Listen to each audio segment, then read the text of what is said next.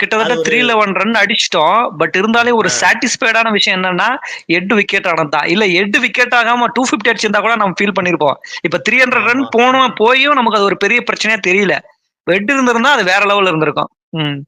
இல்ல உஸ்மான் கவாஜா விக்கெட்டே பார்த்தீங்கன்னா, எல்லாருமே சர்ப்ரைஸ். அந்த பாலுக்கு விக்கெட் ஆவாங்களா? அப்படின்ற மாரி இருந்துச்சு. அது ஒரு ஷார்ட் பாலு. அதுவும் வந்து ஃபுல் ஷாட் ஏதோ ஒரு ஷாட் அடிக்க போயி, அது போய் அழகா கையில போயிட்டு அங்க கே.எல். ராகுல் கையில விழுந்துருச்சு.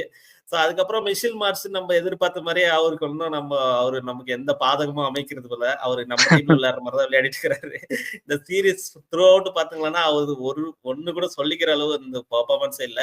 இவங்கெல்லாம் வந்து இந்த டிராவிஸ் ஹெட் அதுக்கப்புறம் வந்து லபுச்சன் இவங்கெல்லாம் கொஞ்சம் கொஞ்சம் கான்ட்ரிபியூட் பண்றதுனால, அவரு என்ன பண்றாருன்னு யாருமே கொஸ்டினே எழுப்புறதில்ல. ஆனா அவரு ரொம்ப புவர் ஃபார்ம்ல இருக்காரு. சோ அவங்களுக்கு அது ஒரு பிரச்சனை அமையும்னு தெரியல. இவங்க யாரும் பெர்ஃபார்ம் பண்ணாத மாரி தான் அவருக்கு ஒரு பிரச்சனையா அமையும். அதுக்கப்புறம் பார்த்தீங்கன்னா, நம்ம ஆகாஷ் தீப் வந்து கண்டிப்பா அவருக்கு எப்படிதான் விக்கெட் விழ மாட்டேங்குதுன்னே எனக்கு புரியவே மாட்டேங்குது. ஏன்னா